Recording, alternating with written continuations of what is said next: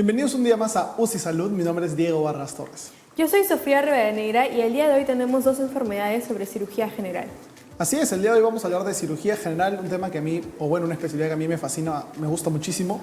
Así que sin más, vamos con la primera nota. No te olvides que la Clínica Medasalud Universal tiene ofertas por el mes de octubre. Tenemos cirugías de emergencia como la cirugía de vesícula, la cirugía de apéndice y las cirugías de hernias a solo 3.000 soles. Contáctanos a los siguientes números: 935-847-752 o al 935-856-139. Te esperamos. Un lipoma es un bulto de grasa de crecimiento lento que la mayoría de veces se sitúa entre la piel y la capa muscular oculta. Un lipoma, que se siente pastoso y por lo general no duele, se mueve con facilidad al presionarlo ligeramente con los dedos. A menudo, los lipomas no se detectan en la edad adulta. Un lipoma no es cáncer y suele ser inofensivo. Por lo general no se necesita tratamiento, pero si el lipoma te molesta, es doloroso o crece, es recomendable extirparlo. Los lipomas pueden formarse en cualquier parte del cuerpo. Por lo general presentan las siguientes características.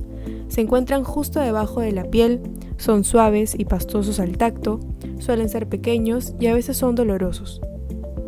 Un lipoma muy pocas ocasiones es un trastorno médico grave. Pero si notas un bulto de hinchazón en cualquier lugar de tu cuerpo, pídele a tu médico que lo revise. La causa de los lipomas no está completamente clara.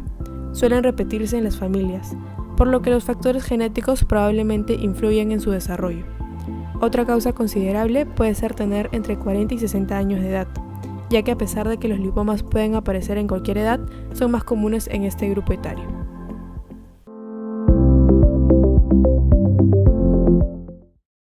Así es, el primer tema del que vamos a conversar el día de hoy son los lipomas. Los lipomas son unas lesiones benignas que se forman en el tejido celular subcutáneo. ¿Qué quiere decir eso? Que se encuentran debajo de la piel.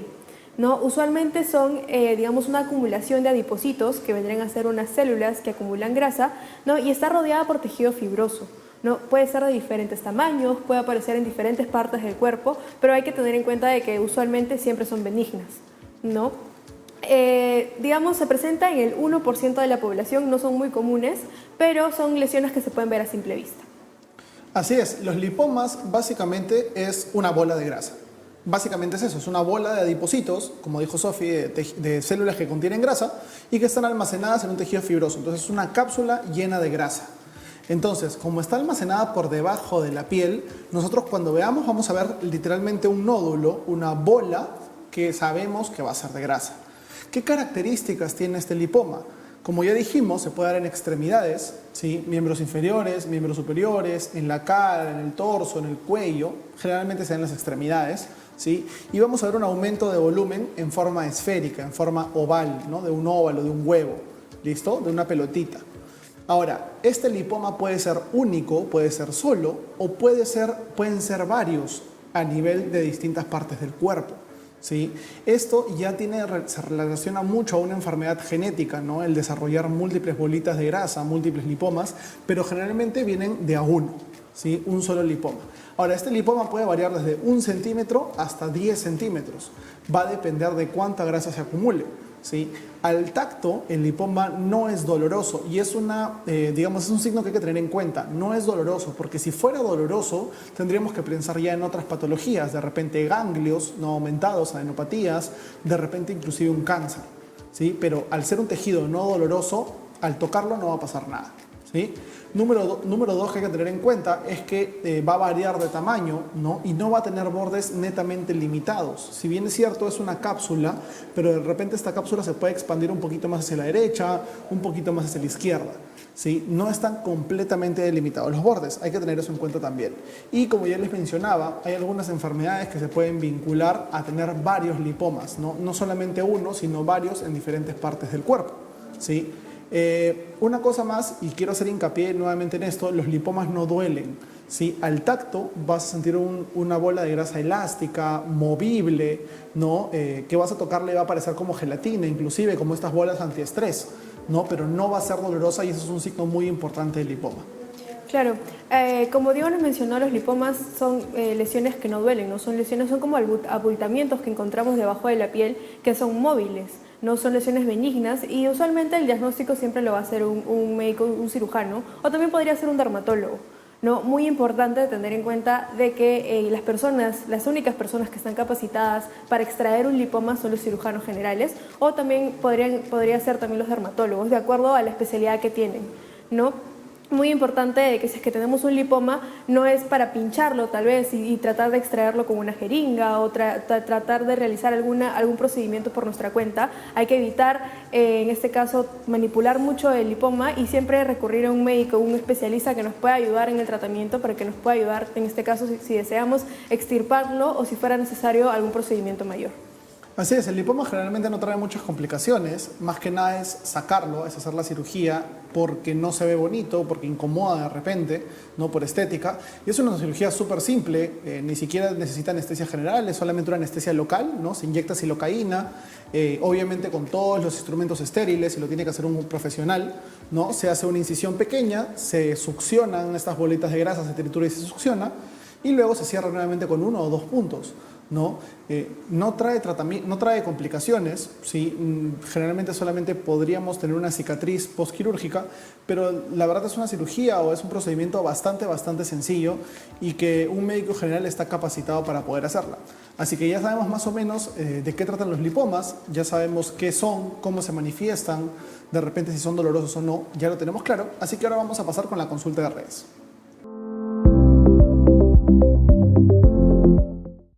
Como siempre, antes de empezar las preguntas, agradecerles a ustedes por escribirnos, por mandar sus preguntas. Recuerden que estamos en Facebook y en Instagram como UCI Salud y nos pueden hacer llegar preguntas sobre el tema, inclusive recomendaciones que quieran hacer de algunas enfermedades en el programa, ¿sí?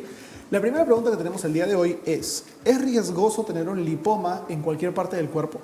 Bien, esa es una pregunta muy interesante. Como les hemos mencionado, el lipoma en realidad es una lesión benigna, ¿no? Pero, sin embargo, de acuerdo a la localización donde se encuentre, puede causar ciertas limitaciones, ¿no? Por ejemplo, si es que tenemos un lipoma en la parte interior del brazo, quizás cause ciertas limitaciones al momento de querer mover el brazo, querer cargar ciertos objetos, ¿no? Si es que tenemos un lipoma, por ejemplo, en la parte posterior, en la espalda, también puede causar cierta incomodidad al momento de intentar echarse en la cama, que sí puede cambiar ciertas actividades en nuestro día a día, pero sin embargo no es riesgoso en sí, ¿no?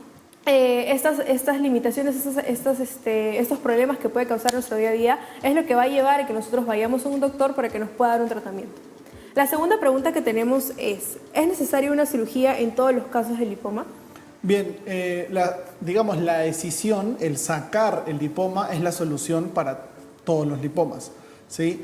Ahora, no en todo se recomienda porque a algunos pacientes no les incomoda, no los limita sus funciones, sus actividades del día a día, y es muy raro que un lipoma se vuelva maligno, ¿sí? Así que va a depender netamente del paciente, pero se recomienda extirparlos porque no causan ningún daño a la salud. Es una incisión súper rápida, un procedimiento súper rápido y súper de rutina, ¿no? Entonces sí se recomienda hacer la cirugía a todos y es el tratamiento definitivo para los lipomas. Y la última pregunta que tenemos es, ¿qué cuidados debo tener si es que tengo un lipoma? Bien, en este caso es muy importante no manipular el lipoma. No manipularlo, no tratar de extirparlo quizás con una jeringa, no presionarlo para intentar sacarlo como si fuera un granito, ¿no? Es muy importante evitar tal vez ciertos golpes o también evitar intentar extirparlo nosotros mismos, porque no solamente podemos causar ciertos problemas o quizás este lipoma se puede disolver, también podemos causar ciertas infecciones, ¿no? Como por ejemplo una celulitis o quizás una sepsis, que es la infección, cuando la infección llega a la sangre y se puede pasear por todo nuestro cuerpo. Entonces es muy importante tener en cuenta estos, digamos, cuidados que tenemos que tener y siempre que queramos extirpar un lipoma, que sea por un especialista, por un médico que nos dé, digamos, el visto bueno para poder realizar para que él pueda realizar esta extirpación. Ahora que ya están respondidas sus dudas, agradecerles nuevamente por estar con nosotros, por hacernos llegar sus preguntas a las redes sociales. Nuevamente recordarles que estamos en Facebook y en Instagram como UCI Salud y ahí nos pueden hacer llegar preguntas sobre los temas, inclusive patologías o enfermedades que ustedes quieran que tratemos en el programa y nosotros con todo gusto les vamos a contestar. Ahora vamos a ir a una pausa y después de ella volvemos con un especialista para conversar un poquito más sobre los lipomas.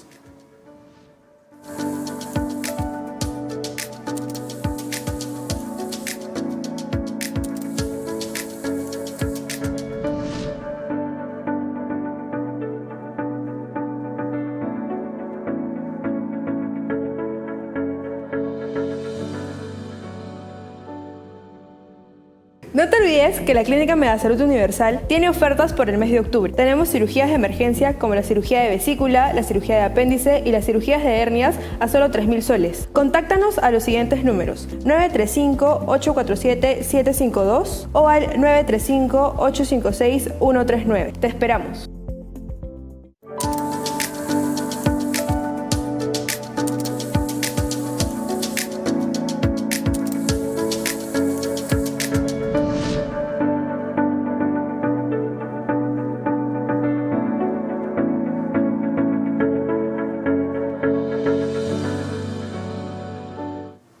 Bienvenidos nuevamente al programa y para hablar un poquito más acerca de los lipomas hemos traído una invitada, así que vamos con ella.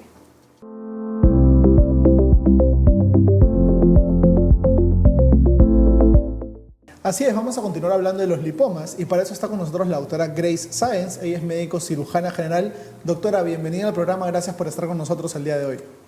Gracias, muy amable por invitarme. Muchas gracias, doctora, por su tiempo. Vamos a conversar un poquito acerca de los lipomas. Hemos venido hablando en el bloque anterior un poco de cuál es la manifestación, más o menos cómo se desarrollan. Y nos preguntábamos, doctora, si el tratamiento de los lipomas siempre es quirúrgico o hay alguna otra solución. Bueno, el tratamiento de los lipomas es solamente tratamiento quirúrgico. No existe en verdad un tratamiento médico el cual haga que desaparezcan los lipomas. Y prácticamente la técnica es extraer, hacer una exéresis del lipoma en su totalidad. Claro, doctora, muy importante lo que nos menciona, ¿no?, con respecto al tratamiento de los lipomas, porque quizás algunas personas piensan que realizar alguna maniobra, como por ejemplo tratar de, digamos, drenarlo con una aguja o tratar de presionarlo quizás como si fuera un granito, es la forma de extirparlo, ¿no?, pero no es la manera correcta. Doctora, la pregunta que yo le quiero realizar, la segunda pregunta que tenemos para usted es si es que existe algún riesgo de malignización de los lipomas. No existe ni un riesgo, ya que estamos hablando de una tumoración de tejido graso, que es netamente una tumoración benigna. Entonces no existe ni un porcentaje por la cual esta tumoración se convierte en algún momento en maligna, ¿no?, en un cáncer. Claro, doctora, importante eso, ¿no? Que no todo el bultito que veamos en la piel tenemos que relacionar el toque tumor con cáncer, porque no necesariamente es así, ¿no? Doctora, ¿y qué pasa si es que, por ejemplo, yo tengo un lipoma, digamos en el antebrazo, no me molesta? ¿Es necesario sacarlo o puedo convivir con él durante el resto de mi vida? Normalmente los lipomas son de crecimiento lento, entonces mientras que son pequeños no va a tener molestias el paciente, no va a tener dolor, pero conforme van creciendo estéticamente el paciente va a notarlo más y por eso recurren a nosotros para extraerlo. Y muchas veces en ciertas zonas van a comprimir estructuras como el músculo y por eso va a generar un poco de dolor o molestia. Y es ahí donde recién el paciente piensa en un tratamiento de extraerlo, ¿no?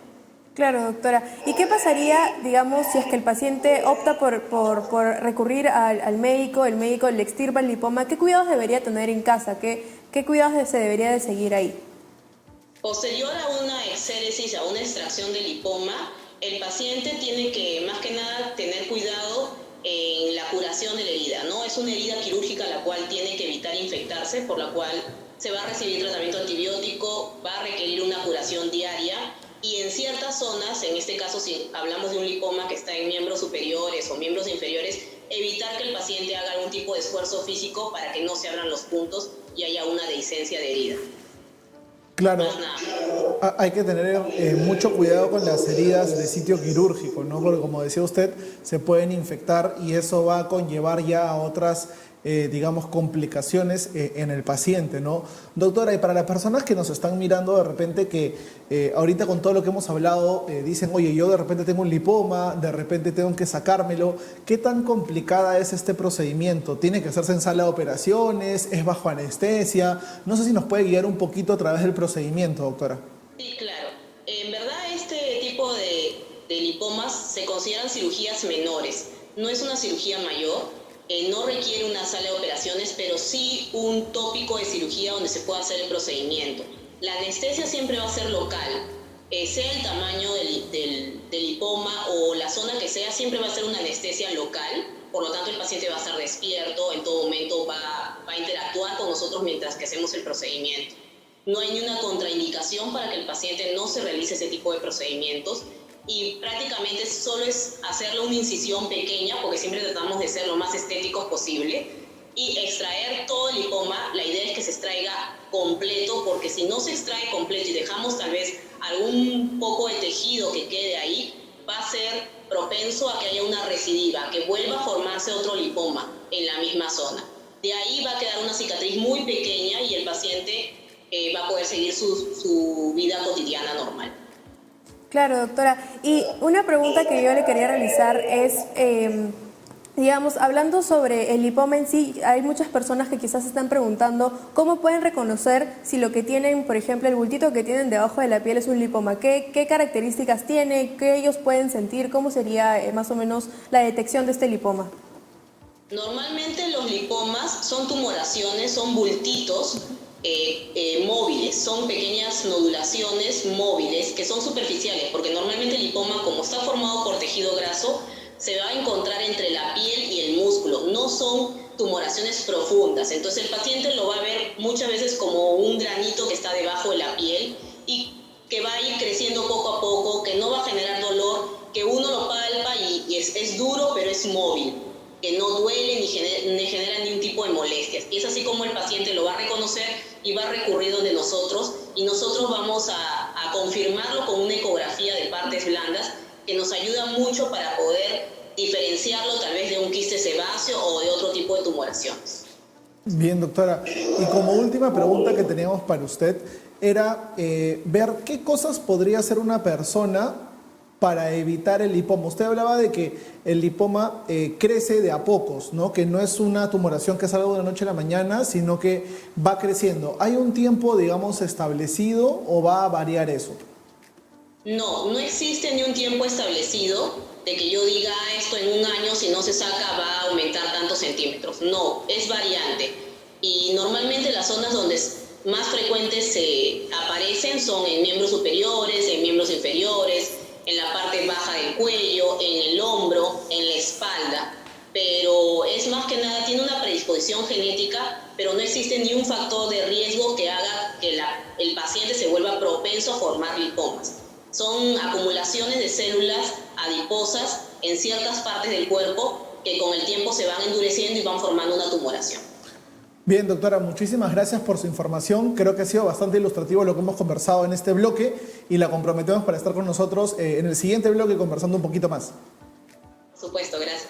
Muchísimas gracias a la doctora por estar el día de hoy con nosotros. Y ahora vamos a pasar a la siguiente parte del programa. Vamos con nuestro bloque COVID.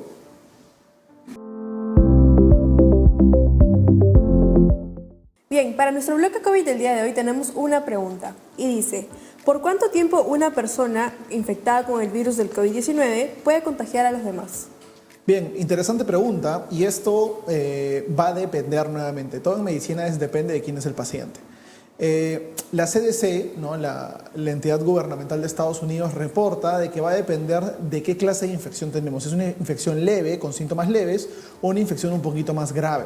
¿No? ¿Por qué? Porque la infección leve, se dice en los estudios, que puedes contagiar hasta de entre 10 y 15 días de infectado. Entonces, por eso es que se prefiere que haga una cuarentena o un aislamiento de 14 días, ¿no? Para evitar el contagio con otras personas. En cambio, una infección severa, una infección un poco más, que compromete un poco más la vida del paciente, va a poder contagiar hasta 20 días de infectado. Entonces es muy importante tener esto en cuenta. Generalmente las personas que quedan en casa, que adquieren el virus pero que no desarrollan una sintomatología muy grave, pueden contagiar hasta 2 semanas después de haberse contagiado y de haber desarrollado los síntomas. Entonces, muy importante tener eso en cuenta, y recuerda que si tienes a alguien en casa que está contagiado, es importante que se aísle, es importante que se quede en su cuarto para evitar la propagación de este virus y minimizar los factores de riesgo del mismo. Así que ya saben más o menos cuánto tiempo demora la sintomatología en general. Ahora vamos a hacer una pausa, porque después de la pausa vamos a volver con un poquito más de medicina, vamos a hablar un poquito más de cirugía general, así que nos vemos en un ratito.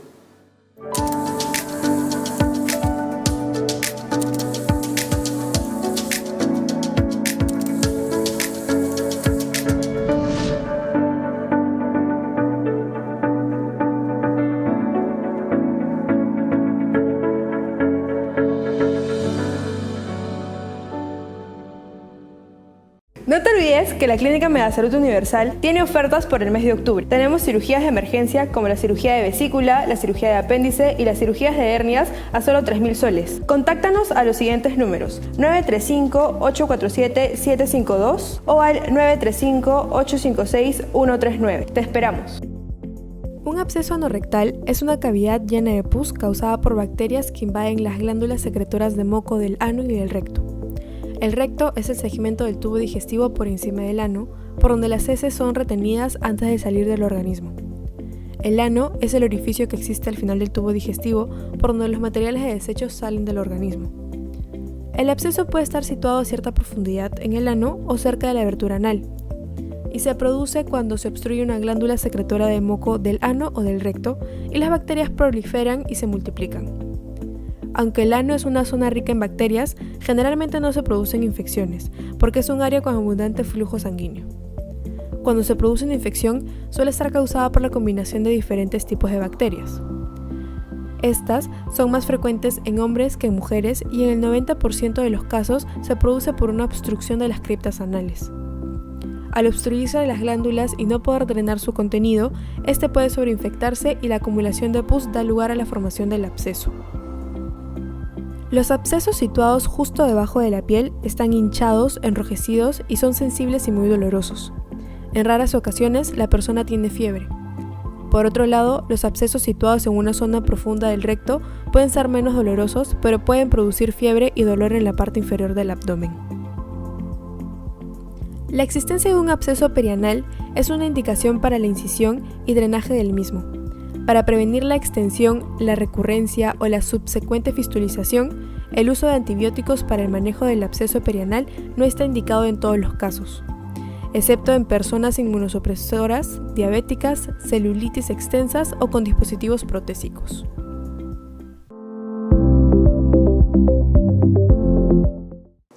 Como vimos en la nota, ahora vamos a hablar un poquito de los abscesos anorrectales. Vamos a definirlo un poquito. El absceso es la acumulación de pus en alguna zona del cuerpo.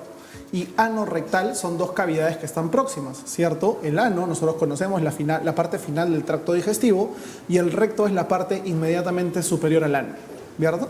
Entonces, es la formación de pus en la zona del ano y el recto, ¿ok? Ahora, ¿por qué se da esta formación de pus? Porque hay una infección bacteriana. Ahora, esta infección bacteriana puede darse por diferentes mecanismos. Primero, puede ser porque hayan habido abscesos previos, ¿no? Haya habido una infección previa y se haya infectado la zona. Número dos, por las heces, ¿no? Hay muchas veces de que las heces que vienen contaminadas con bacterias penetran en estas cavidades, en estas criptas, ¿no? de la zona del ano y recto, e infectan esa cavidad, y la infección, las bacterias, van a finalmente terminar en pus, lo que nos va a llevar a un absceso anorrectal.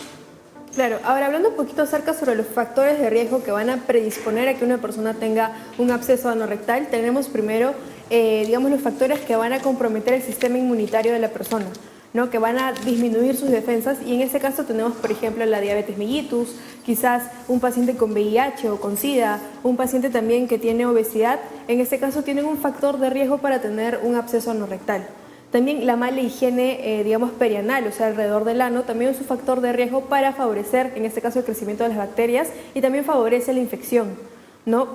Una mala higiene perineal, que vendría a ser la zona que se encuentra entre lo que vendría a ser el ano y, en el caso del hombre, los testículos, y en el caso de la mujer, la vagina, también puede favorecer el crecimiento de las bacterias y por ende una infección también, ¿no? Otro de los factores de riesgo que tenemos también es la constipación o el estreñimiento, ¿no? Al momento de que existen, o digamos que las heces están muy duras, pueden crear ciertos microtraumatismos. Estas heces vienen con ciertas bacterias, y estas bacterias pueden llegar a, digamos, infectar la zona anal y producir el absceso, ¿no? Otra de los factores de riesgo que también tenemos vendrían a ser las leucemias, ¿no? Que es digamos, una disminución también en el sistema inmunitario que favorecería en este caso las infecciones. El cáncer también, el cáncer alrededor de lo que vendría a ser el ano, el recto, también puede favorecer el crecimiento de un absceso, en este caso en esta región. Bien, entonces, sabiendo esto y sabiendo los factores de riesgo, hay que ver un poco la clínica del paciente con absceso anorrectal. Primero que nada, va a sentir dolor, ¿no? Va a ser un dolor porque tenemos una infección localizada en el ano, ¿cierto? Número dos, va a haber fiebre. Al haber infección bacteriana, generalmente va a haber una fiebre, ¿cierto? En el paciente. Ahora, esta fiebre puede ser continua o puede ser una fiebre en picos, ¿no? Que suba y que baje constantemente. ¿Qué más va a haber? Va a haber una sensación de incomodidad en la zona anal. Lógicamente, como tenemos una protrusión, una masa a ese nivel, que es en este caso el absceso, ¿no? Va a sentir una incomodidad del paciente a la hora de defecar, ¿no? Y también va a haber una dificultad para defecar, porque al momento de hacer pujo, el paciente va a contraer esos músculos, va a contraer el ano, y en ese momento va a rozar con el absceso, y eso le va a causar dolor. Entonces va a haber un dolor, una dificultad para defecar que el paciente lo va a notar, ¿cierto? Otra cosa que puede pasar es una incapacidad para ir al baño. De repente, de haber tanto dolor, el paciente simplemente no desea ir al baño y desarrolla un estreñimiento, ¿no? También es algo muy frecuente en las patologías anorrectales. Y por último, va a haber una inflamación de la zona, va a haber todo lo que conlleva la inflamación. Dolor, rubor, ¿no? Se va a poner más colorada la zona, si quieren verlo de esa forma, ¿no? Va a haber calor, entonces va a haber incomodidad en el paciente en toda la zona anorrectal. Bien. Ahora, hay que aprender a diferenciar, o hay que saber que hay que diferenciar el absceso, ¿no? La acumulación de pus, de una hemorroides, ¿no? Que es una, digamos, acumulación de sangre a ese nivel. La hemorroides va a sangrar muchísimo. En cambio, el absceso no tendría por qué sangrar. Sin embargo, el absceso va a doler mucho más que el hemorroides, ¿sí? El absceso es un dolor más constante, ¿no? Es un dolor más fuerte. Ahora, vamos a ver también de que si ese absceso se revienta, ¿no? Si esa cápsula que contiene la pus se revienta, va a haber una secreción purulenta, amarilla, blancuzca, que va a salir de la zona anal. Entonces el paciente, al limpiarse después de defecar, va a ver esta secreción, ¿cierto? O la va a notar de repente en la trusa, ¿no? En la ropa interior. Entonces es muy importante también tener eso en cuenta para la detección de los cuadros de los abscesos anorrectales.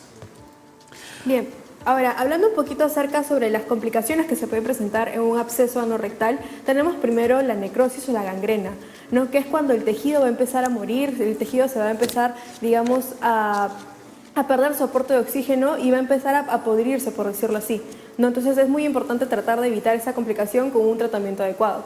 Otra de las complicaciones que se pueden presentar son las fístulas anales, que son como una comunicación, como un pequeño caminito desde el recto hacia la parte externa de la piel, pero no por el ano, ¿no? Sino por, digamos, el costado. Y esto usualmente se manifiesta cuando vemos en la ropa interior y está manchada con heces, ¿no? Porque las heces suelen salir por esas fístulas.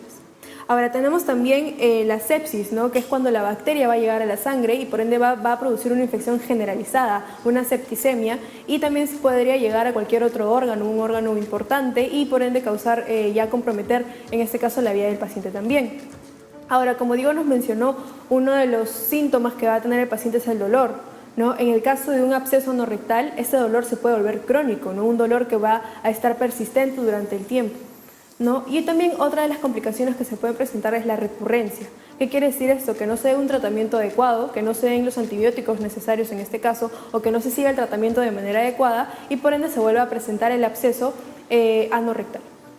Así es, entonces ya que sabemos un poquito más del absceso anorrectal, sabemos un poquito de qué trata, los síntomas y por qué se da, vamos a responder las preguntas que nos han hecho. Vamos con las consultas de redes.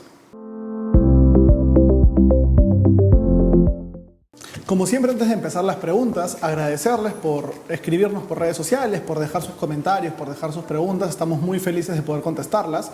Recuerden que estamos en Facebook y en Instagram como UCI Salud y por ahí pueden hacer llegar todas sus consultas y también los temas que les gustaría tratar en el programa. La primera pregunta del día de hoy es la siguiente. ¿Qué factores contribuyen a tener un absceso anorrectal? Bien, como les mencionamos anteriormente, digamos, uno de los factores de riesgo que se pueden presentar o que están presentes para tener un absceso anorrectal vendrían a ser las inmunosupresiones, que es cuando nuestro sistema inmunitario está, digamos, disminuido, tiene una poca actividad y por ende va a favorecer, en este caso, que se produzca una infección, ¿no? Hablando sobre los factores que van a disminuir nuestro sistema inmune, tenemos a la diabetes mellitus, tenemos a la infección por VIH o por el VIH o también ya la etapa SIDA, ¿no? Tenemos también la leucemia, por ejemplo, o inclusive también la obesidad, ¿no? Son factores de riesgo que se pueden presentar para tener un absceso anorrectal. Otro de los factores de riesgo que tenemos también es la mala higiene, ¿no? Esto va a favorecer el crecimiento de las bacterias en la zona perianal o también en la zona perineal y esto puede producir también un absceso. La segunda pregunta que tenemos es, ¿qué riesgos puede tener si es que no recibo tratamiento?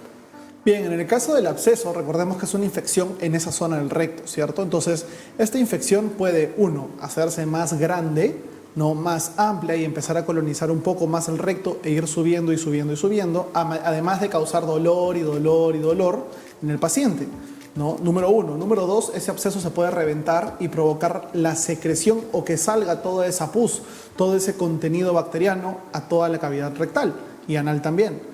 Número 2. Y número 3, también puede causar una septicemia, una sepsis, ¿no? ¿Qué va a pasar? Que estas bacterias no solamente se quedan en el ano, sino que viajan hacia la sangre y por medio de la sangre llegan a todo el cuerpo y eso es la definición básicamente de sepsis, ¿no? Una infección que llega a la sangre y llega a todo el cuerpo. Entonces, el no tratar un absceso es muy complicado, no solamente, valga la redundancia, por las complicaciones que genera, sino también por el dolor.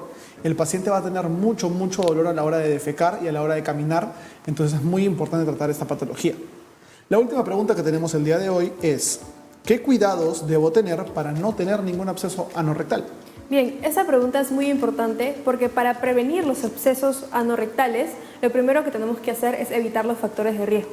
¿No? Por ejemplo, en el caso de la diabetes la podemos controlar con una buena dieta, llevando un buen tratamiento, ¿no? En el caso de la obesidad la podemos evitar también con una buena dieta, también bajando de peso, ¿no? Ahora, hablando sobre el VIH, sobre el SIDA, también hay ciertos medicamentos que nos van a ayudar a tener un sistema inmune competente, ¿no? Entonces hay que tratar de evitar esos factores de riesgo, también evitar, por ejemplo, los traumatismos que se pueden provocar en el ano por ya sea el sexo anal o quizás algún otro, digamos, factor, ¿no? Porque eso puede favorecer también que se produzca una infección y por ende también un absceso anorrectal. Así es, y recuerden que ante cualquier síntoma, ante cualquier dolor de repente o molestia a nivel anal, es importante consultar a un médico, en este caso un cirujano, para hacer la evaluación de vida y dar un tratamiento adecuado. Claro, también me olvidé de mencionarles, muy importante, mantener una buena higiene, ¿no? Luego de tal vez realizar las deposiciones, lavarse, limpiarse bien para evitar también el favorecimiento de las infecciones. Así es. Nuevamente, muchísimas gracias a todos por escribirnos. Recuerden, en Facebook y en Instagram estamos como UCI Salud y nos pueden hacer llegar todas sus consultas. Ahora vamos a ir a una pausa y después de eso seguimos conversando sobre la patología no rectal con un especialista. Nos vemos en un rato.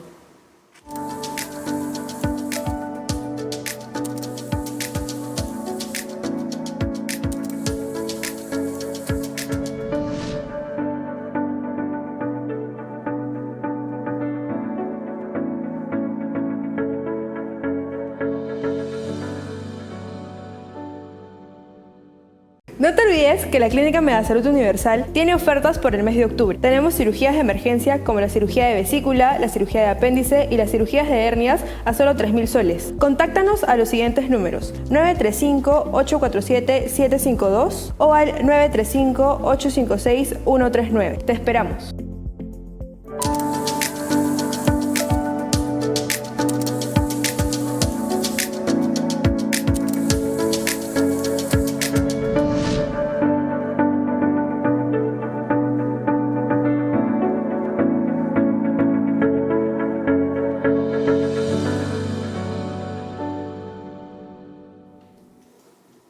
Bienvenidos de vuelta al programa y ahora para seguir conversando un poquito más de cirugía general, vamos con la invitada.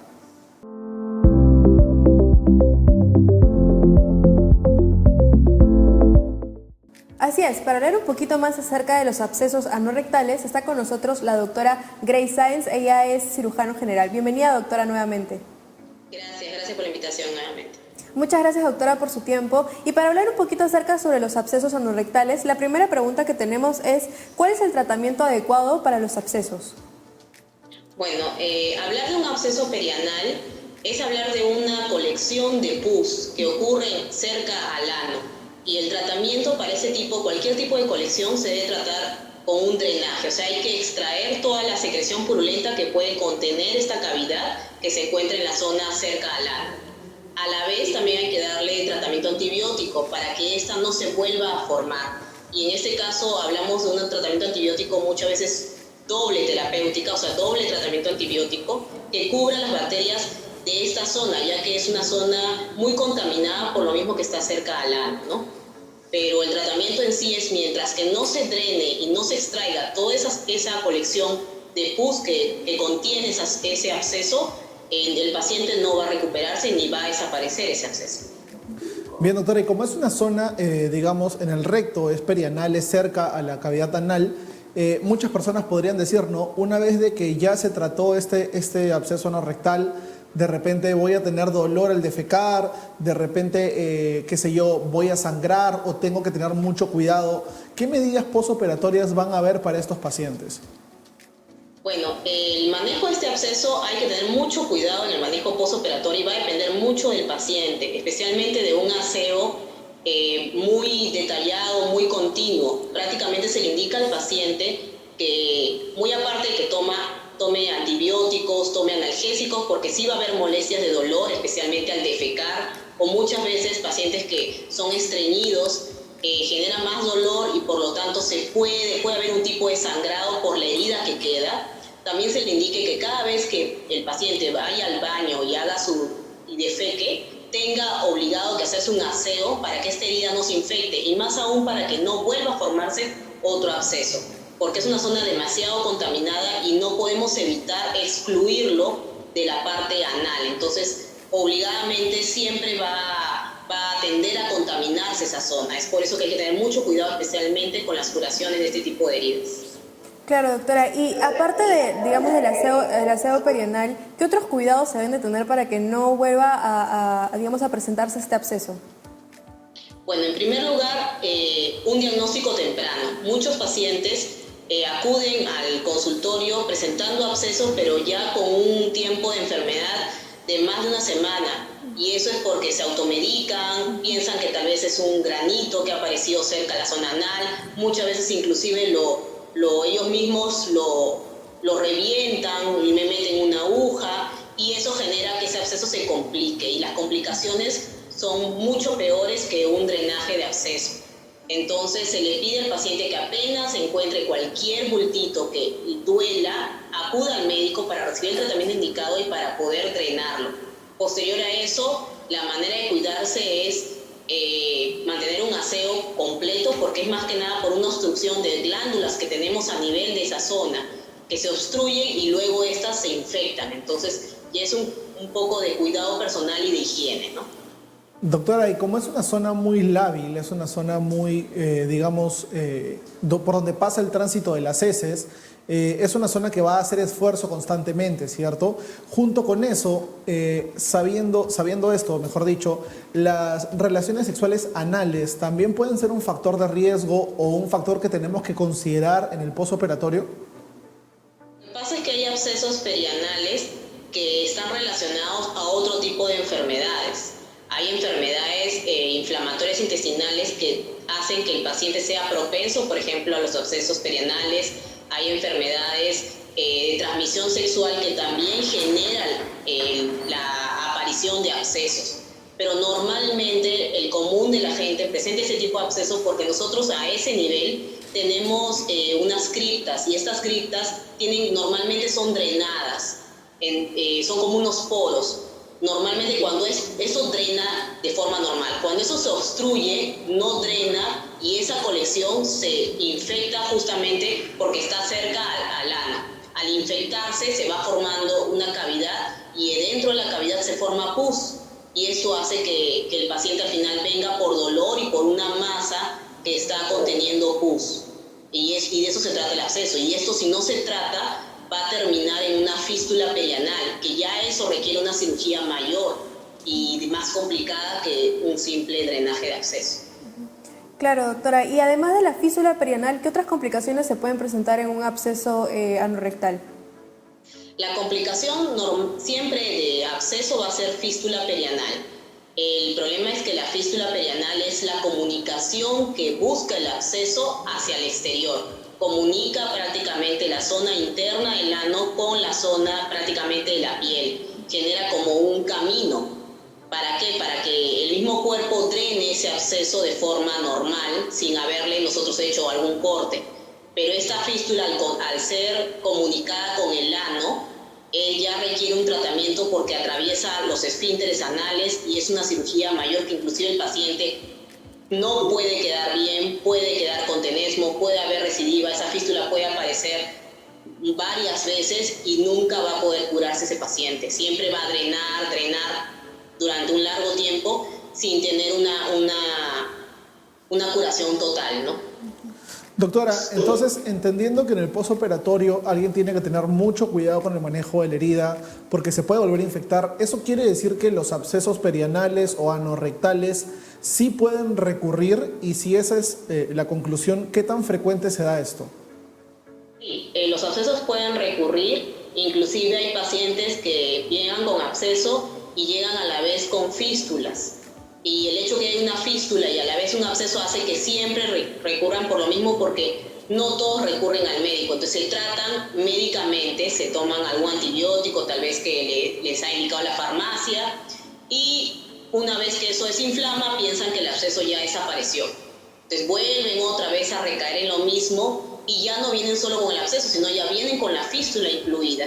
Entonces el tratamiento ya ahí es tratar la fístula y tratar el absceso, e indicarle al paciente, aparte de hacerle un monitoreo estricto para ver cómo va la cicatrización de esa herida y que no vuelva a formar otra colección o a formar otro camino que viene a ser la fístula. Entonces hay que darle tratamiento antibiótico, inclusive se le da 2 antibióticos para que tome, por entre 7 a 10 días se le tiende a dar, y monitoreo estricto más que nada, ¿no? Para poder ver que eso cicatrice correctamente.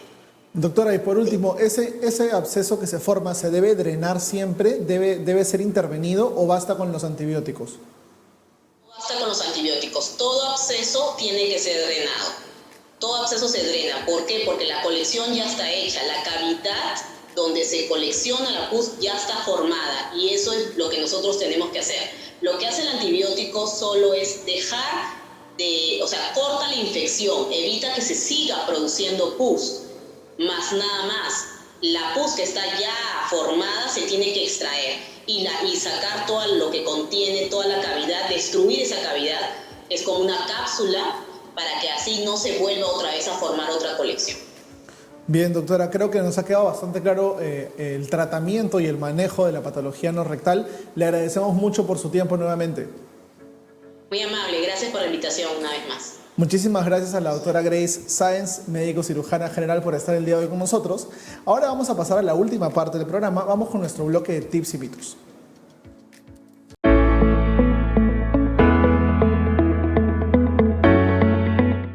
Para el bloque final del programa, en este tips y mitos, tenemos una afirmación que Sofi nos va a ayudar a desmentir de repente.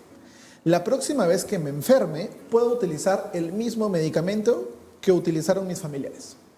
Bien, aquí hay que tener en cuenta 2 factores, ¿no? Primero, de que una enfermedad no necesariamente se va a tratar con el mismo tratamiento de otra persona, o inclusive si es que tú tuviste una infección, no necesariamente va a seguir el mismo tratamiento que tuviste anteriormente, ¿no? Y segundo, de que diferentes enfermedades se pueden presentar con los mismos síntomas, ¿no? Entonces, es muy importante que si es que tú estás presentando algunos signos, algunos síntomas, ya sea fiebre, tos, mareos, dolores, algo muy raro en tu cuerpo, es necesario que vayas a un doctor para que te pueda dar un diagnóstico y de acuerdo a eso darte un tratamiento.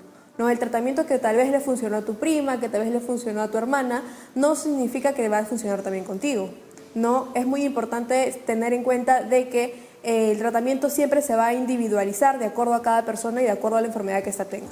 Así es, además hay que tener en cuenta que existe algo que se llama la RAM, ¿no? La famosa RAM, reacción alérgica medicamentosa. Algunas personas pueden ser alérgicas a ciertos medicamentos y eso va a variar el tratamiento. Además hay que ver también las comorbilidades. No es lo mismo tratar de una infección a un paciente diabético que a un paciente hipertenso, que a un paciente completamente sano, ¿no? Entonces va a variar el tratamiento según cada persona. Por eso es importante no la automedicación. Si sientes algo raro, si hay algún dolor, hay fiebre, hay algún malestar, acudir a un médico para que él pueda dar el tratamiento adecuado y no te automediques, ¿sí? Eso hay que tenerlo muy, muy presente, por favor. El día de hoy hemos hablado bastante de cirugía general. Ha sido un programa que creo que ha informado bastante a la población, Sofía. Sí, muchas gracias por estar con nosotros el día de hoy. Como siempre, nosotros estamos muy contentos de poder aportar un poquito con nuestros conocimientos a la prevención y a la promoción de la salud, que es muy importante.